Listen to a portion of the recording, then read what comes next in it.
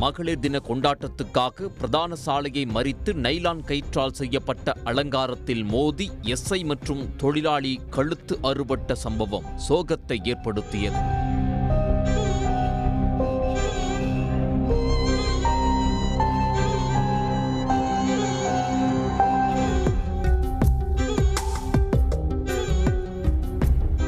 March 8ஆம் தேதியான நேற்று மகளிர் தின கொண்டாட்டம் உலகம் முழுவதும் களை கட்டியது. இதற்கு தமிழ்நாடும் விதிவிலக்கல்ல.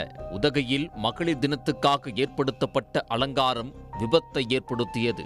அங்கு பிரதான பகுதியான கமர்ஷியல் சாலையில் மகளிர் தினத்தை கொண்டாட ஏற்பாடு செய்யப்பட்டது. அதற்கான ஏற்பாடுகளை உதகை நகராட்சி அதிகாரிகள் மேற்கொண்டனர்.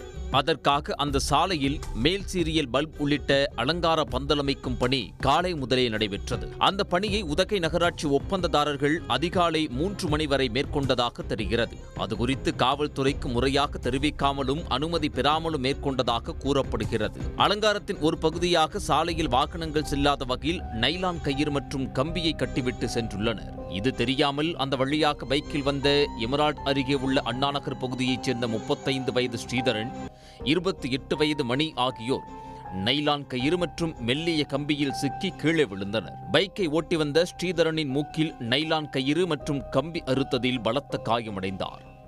லேசான காயமடைந்த மணி ஆகியோர் உதகை அரசு மருத்துவக் கல்லூரி மருத்துவமனையில் அனுமதிக்கப்பட்டனர். அங்கு ஸ்ரீதரனுக்கு மூக்கில் ஏற்பட்ட வெட்டுக்காயத்திற்கு 11 தையல்கள் போடப்பட்டு தீவிர சிகிச்சை அளிக்கப்பட்டு வருகிறது. இந்த சம்பவம் நடைபெற்ற 3 மணி நேரத்திற்கு பிறகு உதகை B1 காவல் நிலையத்தில் உதவி ஆய்வாளராக பணியாற்றி வரும் சதீஷ்குமார் என்பவரும் இருசக்கர வாகனத்தில் சென்றபோது அவரது கழுத்தையும் நைலான் கயிறு மற்றும் கம்பி அறுத்தது.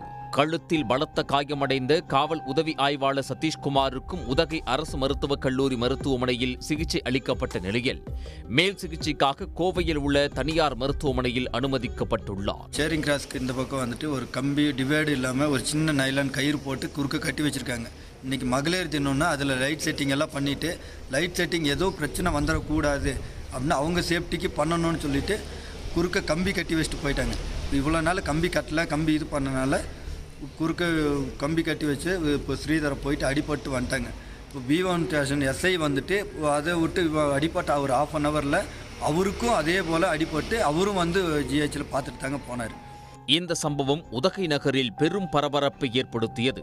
அதனால் நேற்று இரவு நடைபெற இருந்த மகளிர் தின கொண்டாட்டம் ரத்து செய்யப்பட்டு கமர்ஷியல் சாலையில் அமைக்கப்பட்டுள்ள மின் அலங்காரங்கள் உடனடியாக அகற்றப்பட்டுள்ளன.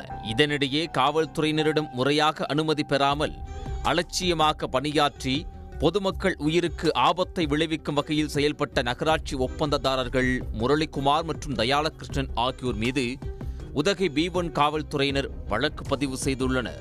மகளிர் தின கொண்டாட்டத்துக்காக சாலையின் குறுக்கே மறித்து செய்யப்பட்ட அலங்காரம் விபரீதத்தை ஏற்படுத்திய சம்பவம் உதகையில் சோகத்தை ஏற்படுத்தியது. உடனுக்குடன் செய்திகளை தெரிந்து கொள்ள சன் நியூஸ் பெல் ஐகானை கிளிக் பண்ணுங்க.